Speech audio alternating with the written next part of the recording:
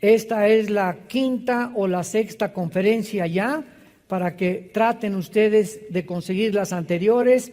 Es una serie donde estamos ubicándonos bíblicamente, escatológicamente, y ojalá que todos tengan ahorita su Biblia en sus piernas, así abierta, con una revista, con un cuaderno, con una pluma, un lápiz, porque vienes a la iglesia a aprender. Y es horrible llegar a la iglesia y estar esperando que te pongan ahí un versículo, está muy bien, pero estos estudios necesitan, ¿verdad?, que tú estés en contacto con la palabra de Dios. Dichosos y felices todos ustedes que en esta mañana trajeron sus Biblias. Muy bien, en el libro de Oseas, en el Antiguo Testamento, el libro de Oseas, capítulo 5, versículo 15, y el capítulo 6, versículo 1 y 2, encontramos dos días proféticos para que puedan ustedes más o menos entrar en razón respecto a la forma como estamos desarrollando esta serie. Les recuerdo que en la Biblia existe la semana de 7 días. Nadie puede explicar quién impuso la semana de 7 días en el mundo. Nadie, más que la Biblia. ¿Por qué son 6 días y el séptimo descansar? 6 por 1, 6 por 1, 6 por 1. Desde el punto de vista nutricional y desde el punto de vista de la salud, Dios en su misericordia sabe que el cuerpo humano necesita descansar.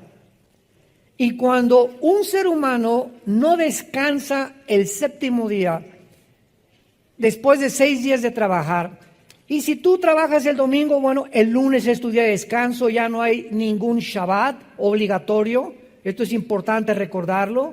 Ya no tiene que ser el sábado. El cristianismo tiene el día primero de la semana, que es el domingo, porque Pentecostés vino en domingo, Cristo resucitó en domingo. Los apóstoles comenzaron a juntarse ya no el sábado, sino el domingo. Recogían las ofrendas el domingo, etcétera, etcétera. Y muchos trabajan el domingo, entonces el día de descanso es el lunes. La cuestión es que trabaja 6 días y trata el séptimo día de no hacer nada. ¿Saben qué es nada?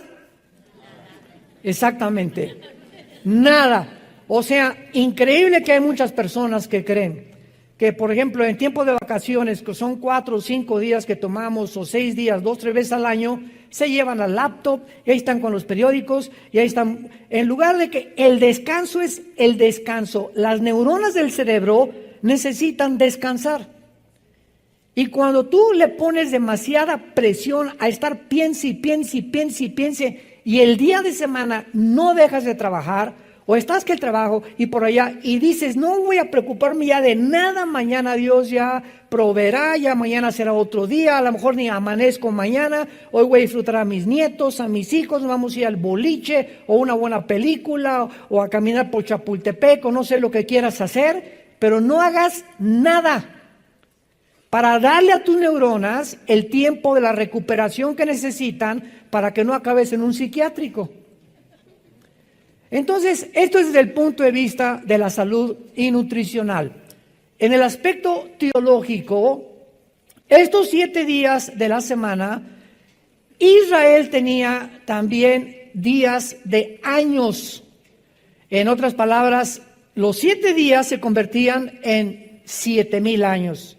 Porque dice el Salmo 90 y 1 de Pedro capítulo 3, que para Dios un día es como 1000 años. Entonces, si Dios estableció 7 días para que pudiéramos regir nuestra vida normal y trabajar 6 días y descansar el séptimo, de la misma manera, en el plan profético de Dios, la historia de la humanidad va a durar 6,000 años. Y ahorita, desde que Adán y Eva pisaron este mundo hasta Abraham, hubo 2,000 años, si lo quieres ir apuntando. De Adán a Abraham hubo aproximadamente 2,000 años. De Abraham a Cristo hubo 2000 años. Y de Cristo a nuestros días, la iglesia lleva aproximadamente 2000 años. Muy bien. Si estamos cerca del año 6000, ¿por qué no sabemos si son exactos? Porque a principios de la historia de la edad de Cristo a nuestros días, se cambió el calendario. El Papa Gregorio cambió el calendario lunar de los judíos de 360 días al calendario solar de 365 minutos y segundos. Entonces, en este cambio entre los 60 y los 65, se perdieron años bisiestos, etcétera, etcétera, pero de alguna manera nos encontramos al filo de que se cumplan los 6000 años. Y estos 6000 años, que son de Cristo a nuestros días, aparecen en la Biblia. Sígame con muchísimo cuidado, porque esto es lo maravilloso de esta serie profética, que nos va a ayudar a saber si realmente nos encontramos en los últimos tiempos. Estos 2000 años que aparecen en el final tiempo profético de Dios, aparecen en el Nuevo Testamento como 2 días. Y vamos a ver que desde el Antiguo Testamento y en el Nuevo Testamento, cuando vemos 2 días, se refiere a 2000 años. Vamos a comenzar a comprobarlo en el libro de Oseas, capítulo 5, donde aquí tenemos escondido una revelación maravillosa profética de Dios. Está hablando Dios acerca de Israel. Oseas 5, versículo 15, y dice así: andaré y volveré a mi lugar. Es Dios el que está diciendo que va a andar durante un tiempo y después va a volver ¿a dónde? A mi lugar, o sea, el cielo. Ahorita lo vamos a comprobar que eso es lo que está hablando Dios. Les dije, síganlo con cuidado y saquen su lupa. Hasta que reconozcan su pecado y busquen mi rostro, en su angustia me buscarán. Dice Dios, voy a andar entre ustedes y me voy a ir. Y voy a regresar cuando Israel reconozca su pecado y busque mi rostro. ¿Se acuerdan a Cristo cuando entró en su burrito a Jerusalén?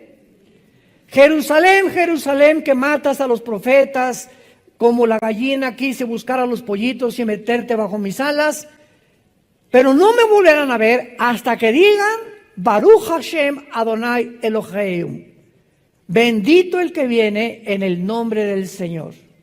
No me buscarán hasta que me reconozcan que yo soy el Mesías. ¿Y cuándo va Dios a reconocer, cuándo Israel va a reconocer a Jesús? Después de los 2000 años.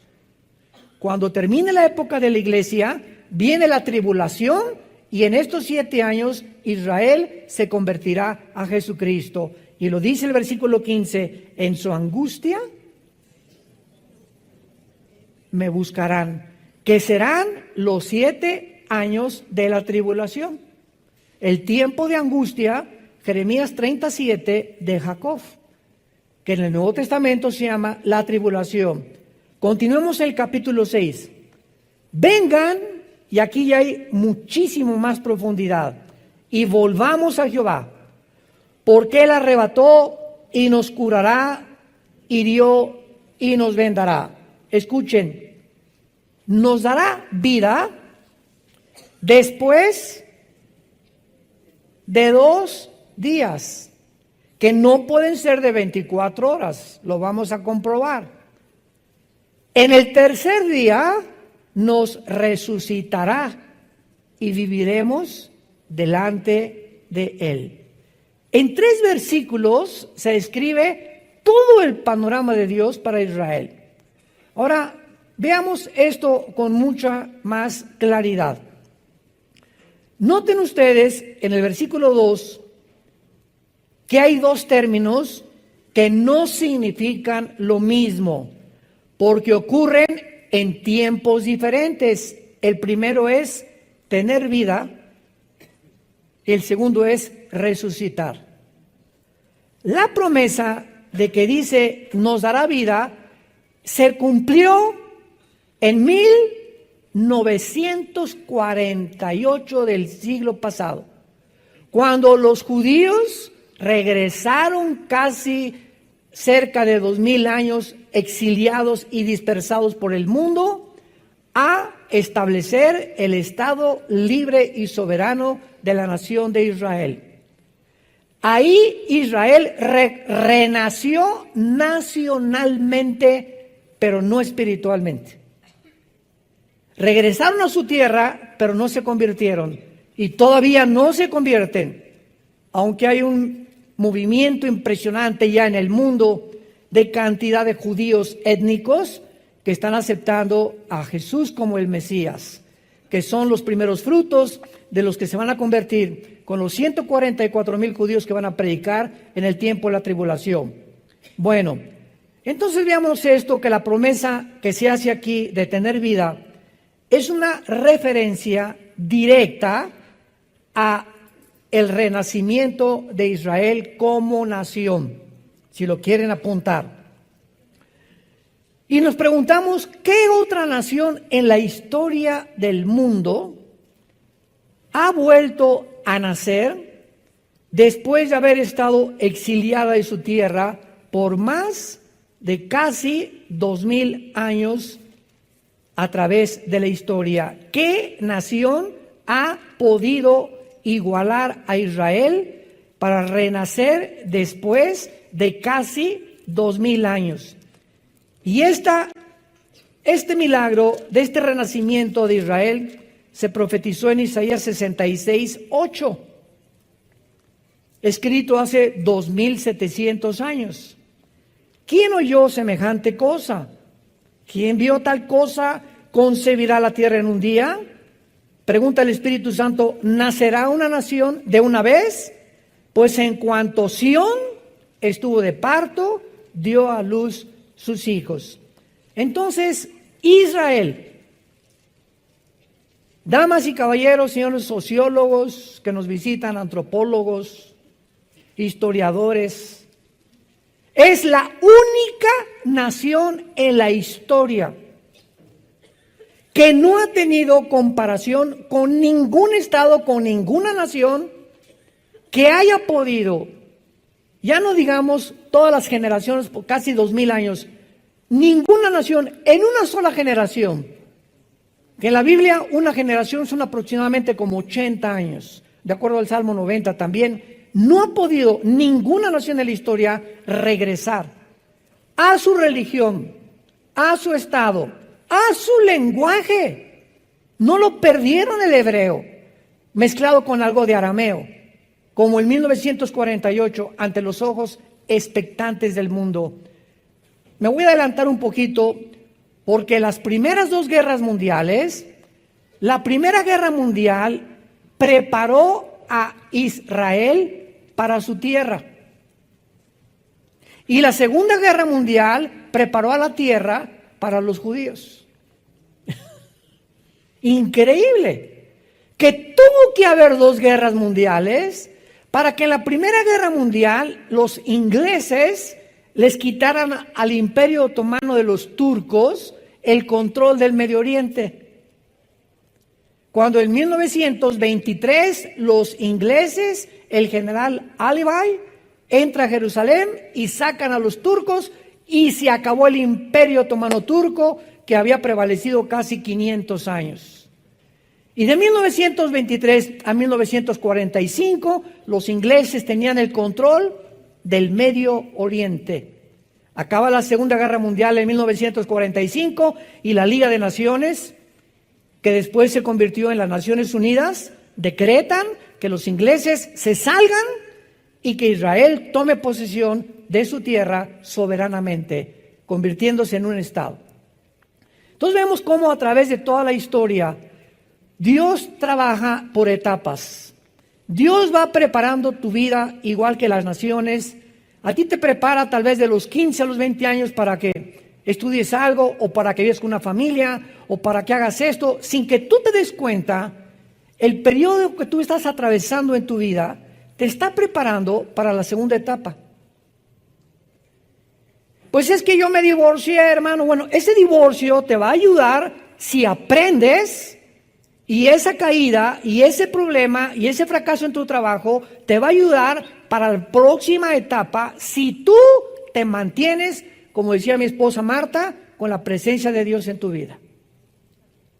Aléjate de Dios y olvídate de Dios por los problemas que tienes y pierdes, abortas tu llamado. Te sales del camino y te puedes quedar como los judíos en el Antiguo Testamento, 40 años dando vueltas. En la geometría, un círculo es un punto donde tú partes y regresas al mismo punto. Nunca llegas a ningún lado. Siempre en ciclos tu vida. Eres igual que hace 4 años, igual hace que 10 años. Tu vida no ha podido cambiar. ¿Y sabes por qué no ha podido cambiar? Porque te gobernó la amargura. Un cristiano amargado no avanza ni una pulgada en su vida espiritual. No me importa que me violaron, hermano, mi papá fue esto, y mi mamá fue esto, y me divorcié, y la gente no me quiere, y como los perros me estoy lamiendo todas las heridas, y te victimizas, el mundo está contra mí, nunca me quisiste, papá, nunca me quiso nadie. Y cuando comenzamos a centrarnos en nosotros, sin entender que hay una ley de la responsabilidad espiritual en la Biblia, que nadie es responsable de lo que tú eres ahorita más que tú y yo. El día que tú dejes de echarle la culpa a algo o a alguien por lo que tú eres ahorita, ese día vas a madurar. Las personas inmaduras, los que no crecen, son los que siempre están creyendo que son como son porque alguien tuvo la culpa de ser como son. Es la victimización de la personalidad que te desintegra internamente el alma y el espíritu. Muy bien. Ahora veamos la segunda fase en Oseas capítulo 6, que tener vida entonces es la resurrección de Israel como nación en el 48. Y noten ustedes que dice, después de 2 días, en el tercer día nos resucitará.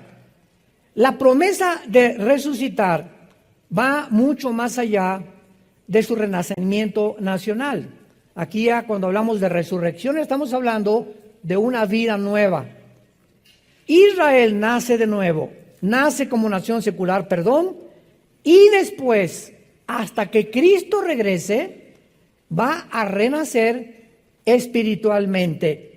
La segunda promesa de Oseas, marcada por el tercer día, apunta hacia el renacimiento espiritual de Israel.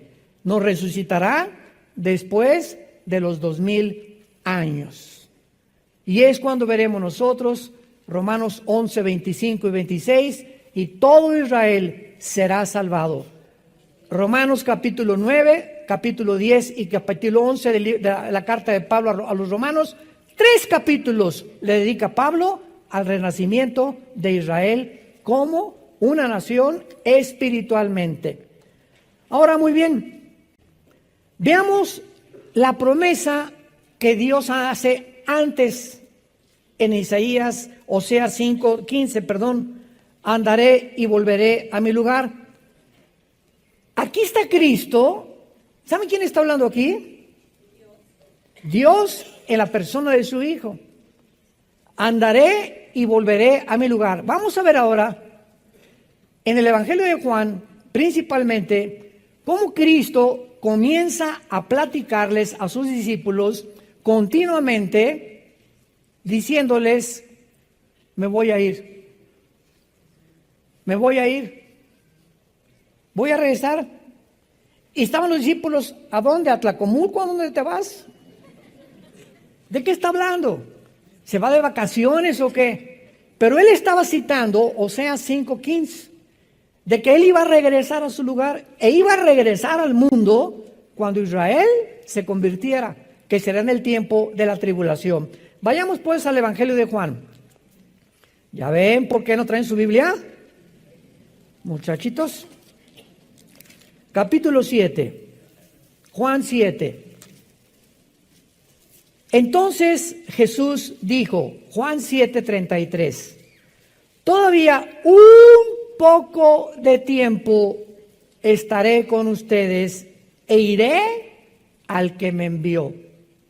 Todavía los discípulos con este lenguaje no lo entendían. Continuamente, vamos a seguirlo viendo, Jesús está anunciándoles que se va a ir. Y qué increíble que sepa Jesús a dónde se iba a ir después de muerto. Al que me envió a la tierra, me envió a morir. Pero yo sé que cuando después muera a los 3 días, voy a subir al que me envió.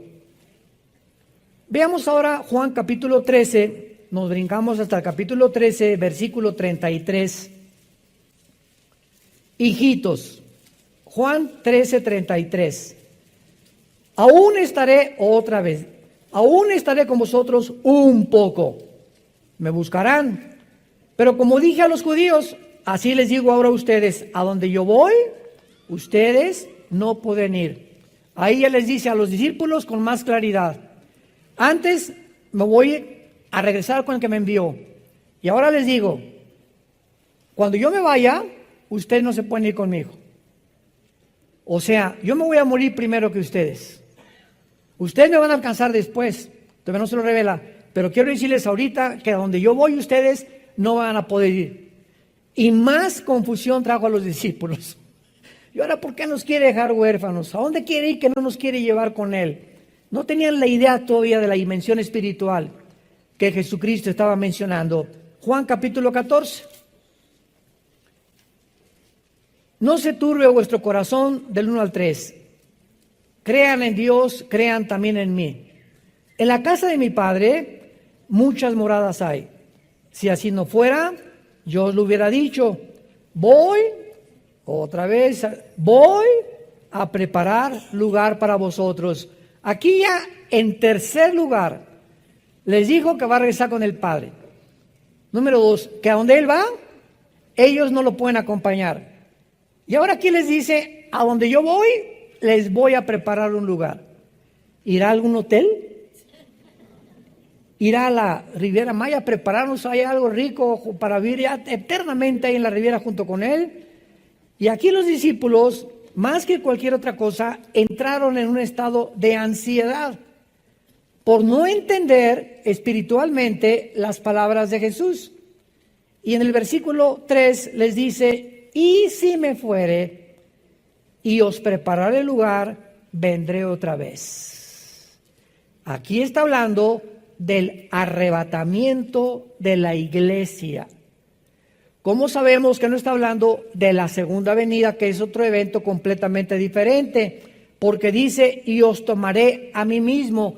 Esta palabra en el griego, paralambano, implica tomar así con fuerza.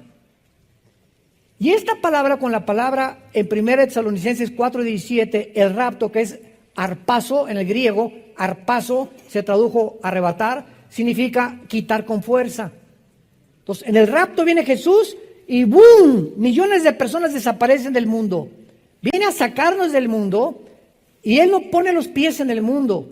Él es del cielo, nos saca del mundo y nos reunimos con Él en el espacio cósmico. Y ya que estemos con Él, nos vamos hacia el tercer cielo con Él.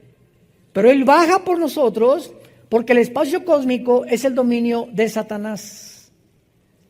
Y viene a proclamar a los ángeles caídos y a todos los poderes de las tinieblas, he venido y voy a regresar a conquistar este mundo para todos ustedes. Para que donde ustedes estén, donde yo estoy, ustedes estén conmigo. Muy bien, sin embargo, aun cuando actualmente nos encontramos en la época de la iglesia, que son estos 2000 años, esto es importante. La iglesia, amados santos de Dios, la iglesia no es la fuerza que está guiando el plan profético de Dios.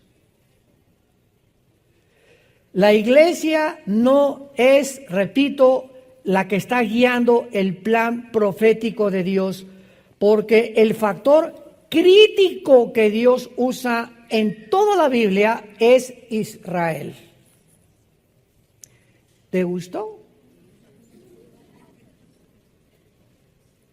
Todas las profecías bíblicas del final de los tiempos están relacionadas con Israel.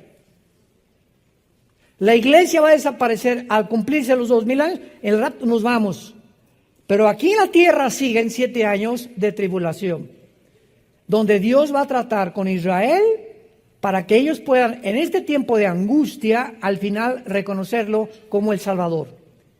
Y ya que Israel reconozca a Jesús como el Salvador, regresamos con Él en la segunda venida. Malaquías capítulo 14, pisará sus pies en el Monte de los Olivos. El año pasado que vayamos a Israel, vamos a ver el Monte de los Olivos. Se va a ver un valle de norte a sur, de occidente al oriente. Se va a hacer una cruz, un cisma como una cruz se va a hacer en Israel, donde nosotros bajamos con Él a establecer su reino milenial. Israel es el termómetro de Dios. Con esto estoy adelantándonos para que ustedes comiencen en esta serie que estamos estudiando, entender que ahora tenemos que tener nuestros oídos y nuestro enfoque para saber en qué tiempo nos encontramos, estar en contacto con lo que está pasando en Israel. Israel es el termómetro de Dios. Dios no ha desechado a Israel, no ha dejado a Israel.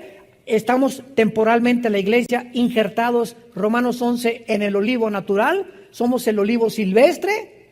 Ellos siguen siendo el olivo natural porque de Israel, de los patriarcas, Abraham, Isaac, Jacob, Judá, viene todo esto escrito. Los apóstoles que escribieron la Biblia nacieron en Tlalnepantla, nacieron en Israel, eran judíos, la primera iglesia cristiana fue judía, y por eso en Romanos Pablo dice, el evangelio es a los judíos primero y después a los gentiles. Primero Dios a los judíos y después a los gentiles. Pero como en estos 2000 años de historia, Israel continuó rechazando a Dios, continuamos nosotros predicándoles y tenemos ya gran cantidad de testimonios de judíos que están convirtiéndose a Jesucristo. A la iglesia no se le dio un tiempo específico de duración para que nosotros estuviéramos en la tierra. Escuchen lo que acabo de decir. La Biblia no menciona cuántos años la iglesia va a durar. Estamos creyendo que 2000 años para Israel, pero escuchen esto. Si llegamos al año 2000, que es cuando Dios comienza la tribulación, podemos ser sacados nosotros o arrebatados 6 meses antes de que el anticristo firme el tratado, 1 año antes, o el rapto puede venir 5 años antes y pasar 5 años antes hasta que el anticristo firme el tratado. La iglesia no tiene el día y la hora, nadie sabe cuando Cristo viene por nosotros. Nadie se atreva a decir en tal fecha o en tal día Cristo viene. No sabemos. Sabemos los tiempos y nos encontramos en los tiempos. Que de eso se trata esta serie. Pero el día y la hora no lo sabemos. Pero para Israel el tiempo está contado cronológicamente por las profecías bíblicas. Ahora vamos a comenzar a estudiar estos 2 días en el Evangelio de Juan, que vamos a comprobar que Cristo no se refería a 2 días de 24 horas. Para corroborar que cada vez que Jesús mencionaba 2 días, se estaba refiriendo a 2000 años en relación con la nación de Israel. Juan 4 con la mujer samaritana. La Biblia menciona en el Evangelio de Juan 2 periodos de 2 días durante el ministerio de Jesús, que son símbolos proféticos. ¿Quién se podría imaginar eso, verdad? Vamos ahorita 2 días y y tienen implicación profética. Cristo no dice 3 días, 4 días al azar o por coincidencia. Cada día, cada coma, cada número que la Biblia menciona tiene un significado profético. No es al azar. Todo lo que Dios ha escrito tiene un significado. Y nosotros somos los responsables en escudriñar, en investigar, en poder resaltar. Y cuando el Espíritu Santo te ve que traes tu Biblia el domingo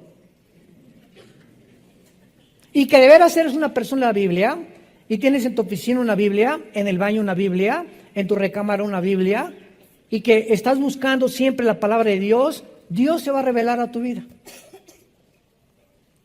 Porque dice Deuteronomio 4, me buscarás cuando me busques con todo tu corazón. Pero vienes aquí con el Calimán. Ahí traes el periódico contigo ahorita. A ver quién gana, Monterrey o América. Vive la América. Independientemente, ¿verdad? Bueno, este es un chiste nada más. Juan 4, versículo 40. En este capítulo, rápidamente para introducirnos a lo que está antecediendo, Cristo se encontró con la mujer samaritana, todos ustedes lo saben, ¿verdad? En un pozo de Jacob, en la región de Samaria. Cristo le revela a la mujer que Él es el Mesías, que Él es la fuente del agua de la vida. La mujer gozosa era una mujer inmoral, llevaba 5 matrimonios, con el que vivía en amaciato. Cristo no la condena, era ignorante, pero era una mujer religiosa, porque comenzó a cuestionar a Cristo. Ustedes adoran allá y nosotros acá. O sea, ¿qué religión es la verdadera? Unos que los mormones, otros que los hindúes, otros que estos. ¿Hay alguna religión que se puede decir cuál es la verdadera? Una pregunta muy válida que hizo la mujer a Jesús. Y la respuesta de Jesús fue, mujer, créeme. ¿Cómo sabemos cuál es lo verdadero? Créele a Jesús. Ve lo que dice la Biblia a Jesús. No hay ninguna religión, Él no vino a fundar ninguna religión. Él vino a que le creyéramos que sus palabras son espíritu, son vida y vida eterna. Y eso te librará y te hará libre de las religiones, de las tradiciones, del paganismo, etcétera, etcétera, si le crees a Jesús. Bueno, entonces, esta mujer corre con los samaritanos. Acuérdense que los samaritanos eran enemigos de los judíos. Porque los samaritanos, o sea, la región de Samaria está hasta la mitad de Israel y lo que sigue la región de Galilea. Entonces, a ver, aquí así rápidamente. Israel está dividido en Judea, Samaria y Galilea. El sur, que es Judea, es el Mar Muerto. Cuando vayamos al Mar Muerto el año que entra en junio, les apuesto lo que quieran, que las mujeres no se van a querer ir de ahí. ¿Saben por qué? Porque las cremas del Mar Muerto embellecen a la mujer. Son las cremas y el lodo que hay, se acuestan en el lodo, ahí se quedan a dormir las mujeres y se revuelcan para acá y para allá y por acá, porque el Mar Muerto tiene los minerales más increíbles que hay. A las tiendas de cremas, bueno, ahí se vuelven locas las mujeres comprando cremas para la cara y para las uñas y para lo que sea. No, para las uñas no, ¿verdad, gorda? Bueno, yo no sé de esas cosas. Pero cuando fuimos la vez pasada, ¿verdad? No querían un día más las mujeres. Les dije, no, se someten. Muy bien, los samaritanos entonces se habían mezclado con judíos y los judíos los tenían marginados porque no eran puros. Estaban mezclados con los gentiles. ¿Cuándo fue esto? Cuando los asirios, 700 años antes de Cristo, se llevaron cautivos a las 10 tribus de Israel a Siria. Y entonces desde hace 2700 años hasta nuestros días, los judíos están en el mundo entero sin que sepamos a qué tribu pertenecen. Por eso hay judíos mexicanos, guatemaltecos, italianos, salvadoreños, ingleses, franceses, africanos, de Etiopía, en fin, están regados por todo el mundo sin que se sepan muchas personas que tienen su origen en una de las tribus de Israel. Muy bien. Entonces la mujer corre con los samaritanos. ¿Qué creen, verdad? Hay un profeta, estoy seguro que es el Mesías, etcétera, etcétera. Y entonces le piden a Jesucristo que por favor se quede con él. Y dice el versículo 27 de Juan capítulo 4.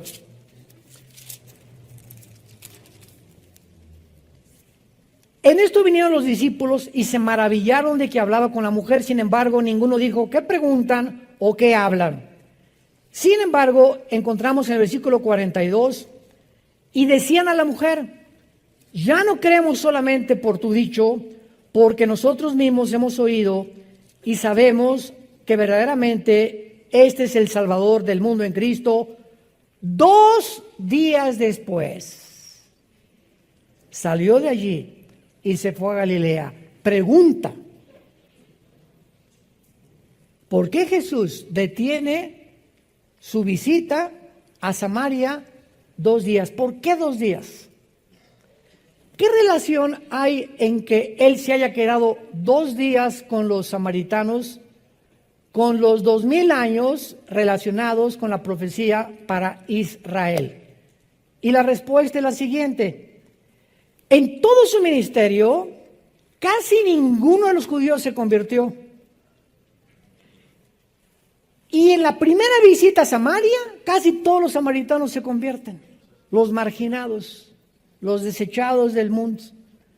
Y en ese momento, Jesucristo, al decir, me quedo 2 días con ellos, los samaritanos son un tipo de la iglesia. Ellos eran mezclados, gentiles con judíos, y la iglesia, ¿cómo está mezclada en el siglo XXI? Gentiles con judíos también. Y cuando Jesús dice, me quedo 2 días con ustedes, está hablando proféticamente que después de los 2000 años vendría Dios a establecer su trato con los judíos. Qué impresionante que es en un ministerio de 3 años y medio, donde la mayoría eran judíos, se rehúsan a creer en él, y en un solo día en Samaria todos los gentiles casi creen en él. ¿Qué significado tenía, verdad? Que la época de la iglesia está mezclada también, pero predominantemente de gentiles. Ser un reflejo de este ministerio de Jesús que tuvo con los samaritanos. ¿Podríamos alguna vez habernos imaginado esto? ¿Ven cuántas joyas y cuántas piedras preciosas? Ahorita todavía están muchos. Lo comprendo. El año que entra lo vas a entender un poco más. Pero son piedras preciosas y joyas que vamos descubriendo en la Biblia. Y ¿saben cuál es el secreto de la Biblia? La conexión. Estar conectando versículos con otras partes para no sacar de un contexto un texto y hacer un pretexto. Esta es la razón por la cual hay tantas sectas que sacan un versículo sin tomar en cuenta otras partes de la Biblia, y entonces si no tienes el rompecabezas completo, no puedes enseñar la Biblia, porque estarías enseñando herejías.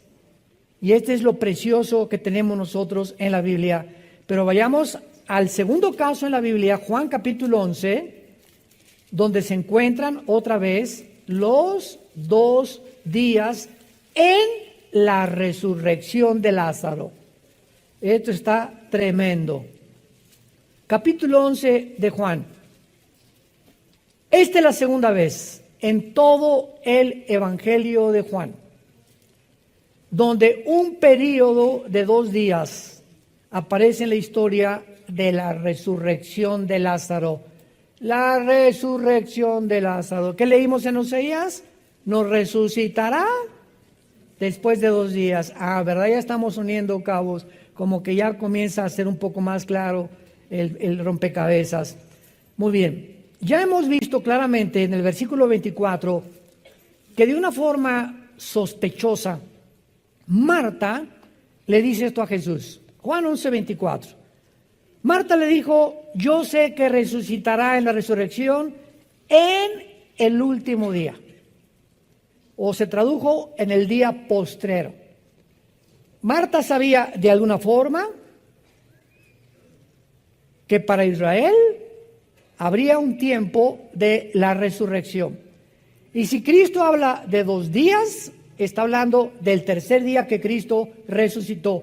Sin que Marta supiera, como cuando Cristo se presentó ante Pilatos, uno de los sacerdotes de ellos dijo, ¿verdad?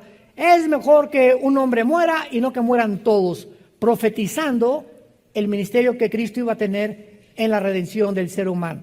Entonces, hay muchas cosas en la Biblia que muchos hombres hablaron sin darse cuenta que estaban hablando a través de Dios. Que el Espíritu Santo estaba usando sus bocas sin que supieran ellos qué estaban diciendo, como cuando David escribió el Salmo 22. David agarra la pluma un día en su castillo y comienza, Dios mío, ¿por qué me has desamparado? Horadaron mis manos y mis pies, sobre mi ropa echaron suertes. Mi corazón fue como la cera, los toros de Basán me han rodeado. David, 1000 años antes que Cristo fuera a la cruz, estaba escribiendo lo que 1000 años después iba a suceder en el Monte Calvario. Con detalles. Sobre mi ropa echaron suertes, me crucificaron. Las palabras que Jesús dijo, lama sabactani, Dios mío, Elí, Elí, lama sabactani, ¿por qué me has abandonado? Las escribe David 1000 años antes. ¿Ustedes creen que David sabía lo que iba a pasar en el Monte Calvario? Ahí está un ejemplo, ¿verdad? Isaías 53, despreciado y desechado entre los hombres, varón de dolores, como que escondimos el rostro de él. ¿De quién estaba hablando? Del Mesías que vendría 700 años después. Isaías no tenía idea, porque cuando Cristo hace su aparición en el mundo, ninguno de los líderes religiosos, los teólogos, los fariseos, los que conocían más que el pópulos, la teología y la Torá, etcétera, etcétera, no pudieron entender, escuchen con cuidado esto, que el Mesías tenía primero que morir. Y esta fue la trampa del plan de Dios al diablo. Dice en 1 Corintios capítulo 2, si los príncipes de este mundo, o sea, los principados satánicos, hubieran sabido y conocido la sabiduría de Dios, nunca hubieran crucificado a Cristo. Si el diablo hubiera sabido que Cristo iba a resucitar, no se hubiera metido en Judas. De menso lo hace. Pero cuando Cristo resucita, el plan escondido de Dios, ni los ángeles lo conocían, era un secreto entre Dios y su Hijo Jesucristo. Entonces, en el Antiguo Testamento, lo único que aparece es un Mesías, pero la mayor parte de ellos creían que era el Mesías o el descendiente de David. Y cuando el Cristo toca y tienta el diablo a Cristo en el desierto, le dice, si tú eres el Hijo de Dios, realmente di esas piedras, o sea, si tú no eres el descendiente de David, sino que si eres el Hijo de Dios, pruébame que tú eres el Hijo de Dios. El diablo sospechaba, pero no estaba seguro que era el Hijo de Dios. Ahora alguien podría preguntar, oiga, pero cuando entró Cristo a una sinagoga, los demonios lo reconocieron. Escuchen, sabemos quién eres, el Cristo, has venido a atormentarnos. Es toda la información que tenían. Sabemos que eres el Mesías, el Cristo, que significa el Mesías. Pero no sabían el plan que tenía que morir. Oye, hermano, pero después de cuando les comenzó a preguntar a los discípulos y es necesario que el Hijo del Hombre sea entregado en manos de pecadores y al tercer día resucite, pues el diablo no estaba oyéndolo. Escucha esto, si tú no tienes al Espíritu Santo, aunque oigas esto, no lo vas a entender. Yo puedo venir ahorita con una persona de otra religión, oye, es que María no es corredentora con Cristo. Los santos no pueden perdonar los pecados. Aquí está en tu Biblia. No.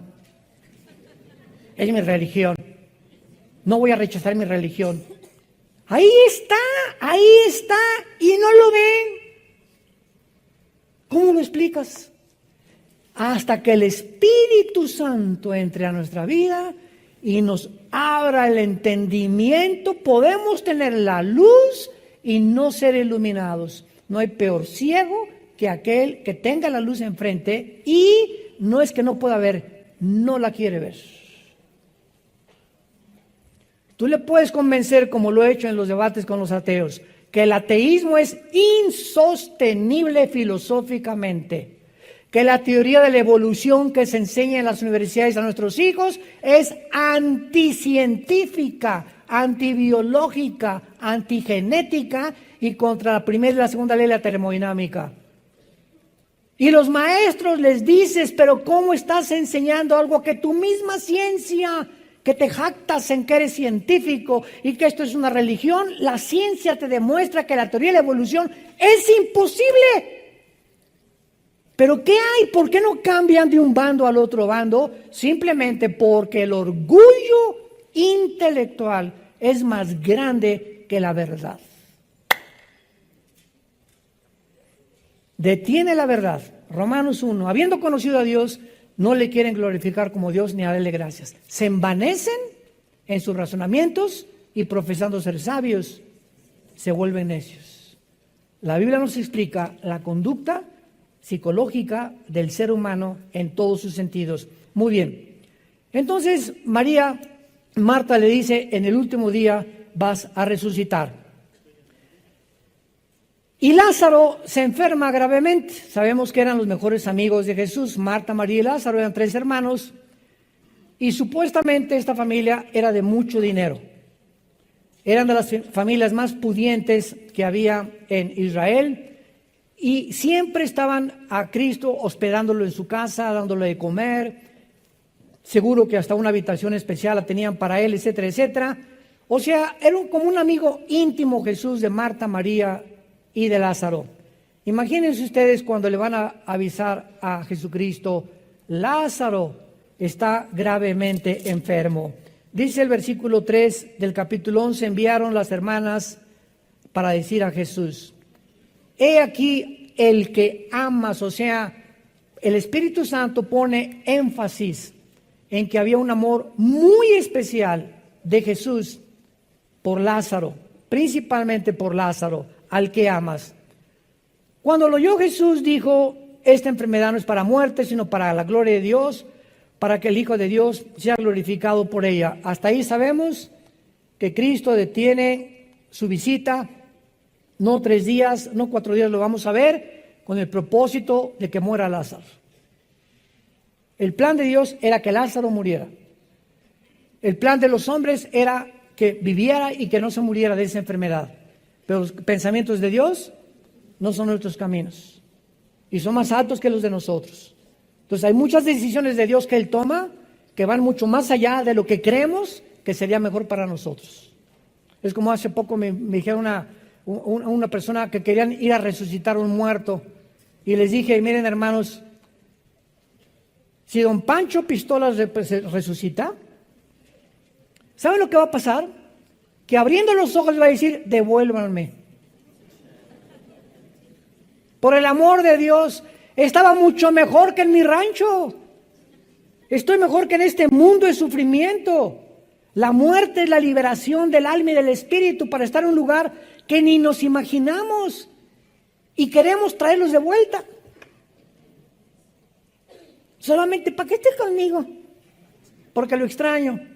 Y claro que es lógico eso, ¿verdad? Y quisiéramos que no perdiéramos a los seres queridos, pero cuando el cristiano sabe que una persona de la familia ha partido con el Señor y está en un lugar 1000 veces mejor que en este mundo, ese es un consuelo que te da para tener paz en tu vida y seguir viviendo para Cristo y no vestirte de negro 5 años. Muy bien. Entonces le envían a Jesucristo y dice el versículo 6, cuando yo pues que estaba enfermo, se quedó 2 días en el lugar donde estaba. ¿Por qué 2 días? Siempre pregúntate en la Biblia, ¿por qué? ¿Por qué? ¿Por qué? ¿Por qué es esto? El mundo de los por qué que pertenece a los niños. ¿Por qué los globos se elevan, papá? ¿Por qué en el avión veo como hormiguitas a la gente? ¿Por qué esto? ¿Por qué lo otro? ¿Por qué se hace caliente el agua? ¿Qué es lo que calienta el agua? ¿Por qué el agua se evapora? Y los niños tienen 1000 preguntas y crecemos, llegamos a los 50 años y dices, ya lo chepo todo. Qué feo, ¿no? Cuando hay tiempo de preguntas y respuestas en los seminarios que tenemos, veo cantidad de cristianos que no tienen preguntas. ¿Cómo no lees la Biblia? Oye, leo la Biblia y 1500 dudas salen. Nunca podremos conocer la respuesta a todas las dudas, seríamos dioses. Entonces, mientras estemos en un mundo limitado y la mente de Dios, que es la palabra de Dios, tendremos 1000 dudas. Y el secreto es no quedarte con las dudas, investigar, preguntar, porque Dios quiere responderte. Entonces, se queda 2 días y la pregunta es, ¿por qué? ¿Por qué 2 días se queda Jesús en Betania? Intencionalmente Jesús retrasa su viaje. Ni siquiera acabé y miren, ya están. Qué malintencionados, ¿verdad? Para manifestar el poder de Dios en la resurrección. Pero tenemos aquí algún tono profético para su retraso de 2 días. Es la pregunta que tenemos que contestar. Ya sabemos que los 2 días para que resucitara y corroborar que al tercer día también le iba a resucitar, porque entonces al tercer día resucita Cristo a Lázaro, proféticamente anunciando y señalando su resurrección. Pero ¿habrá algún tono profético relacionado con los 2 días de Israel? ¿Está Lázaro representando simbólicamente a Israel? ¿O estaba Jesús insinuando nada más que la muerte de Israel, o que la muerte de Israel como nación duraría 2 días? La resurrección de Lázaro fue un milagro. ¿Quién lo puede negar? Pero solo fue una resurrección física, porque recuerden que él resucitó y volvió a morir. El primero en haber muerto sin haber resucitado, sin regresar a la vida, ha sido Jesucristo. Todas las resurrecciones que tú veas en la Biblia volvieron a vivir. O sea, no estaban desconectados del espíritu. Una vez un cardiólogo, amigo mío en Toluca, hace como un mes me mandó un correo. Me dice, Armando, tengo testimonios de personas que están siendo resucitadas en las salas de emergencia. Y yo le contesté, no estaban muertas. ¿Cómo si el corazón les dejó de latir? Y hasta pudimos saber que el cerebro no funcionaba. Le dije, bíblicamente, Santiago capítulo 1, el momento que el espíritu se separa del cuerpo, sobreviene la muerte. Esas personas no resucitaron, no se habían muerto. El espíritu estaba todavía sobre ellas. Así que no resucitaron a ellas. Simplemente Dios, el espíritu lo volvió a meter para que siguieran viviendo. No es hasta que el espíritu se separa bíblicamente del cuerpo que sobreviene la muerte clínica. Mientras tanto, le dije, tienes toda la razón. Y este hermano es un cardiólogo de mucho respeto en el Estado de México. Entonces vemos nosotros que la resurrección de Lázaro fue un milagro, pero fue solamente una resurrección física. No recibió la inmortalidad de su cuerpo glorificado, o sea, que no volvería a morir. El espíritu de Lázaro aún está esperando la resurrección y la glorificación junto con nosotros. Después de 2 días, Israel ha sido resucitado, como lo leímos en el libro de Oseas. Mientras que Israel ya abandonó la oscuridad total de su tumba nacional, aún no ha entrado Israel a la resurrección espiritual. ¿Se acuerdan de Oseas? Nos darás vida y después la resurrección. A Lázaro se le dio vida, pero su resurrección está esperando hasta el día de Jesucristo. Entonces, en estos 2 días, Cristo corroboraba y confirmaba a Israel que verdaderamente el plan para él era que las profecías se cumplieran hasta después de 2000 años. ¿En qué tiempo nos encontramos? Estamos así de los 2000 años. Y vamos a ver en la próxima conferencia ahorita que sigue que estos 2000 años son impresionantes relacionados con Israel. Rápidamente para terminar, porque se acabó el tiempo. De Adán a Abraham hubo 1948 años. ¿Quién fue Abraham? El padre de Israel. De Adán a Abraham hubo 1948 años, el primer Adán. El segundo Adán, ¿quién fue? De Jesucristo a Israel hubo 1948 años. ¿Coincidencia? Se las dejo de tarea. Te damos gracias, Padre, por tu palabra en esta maravillosa tarde.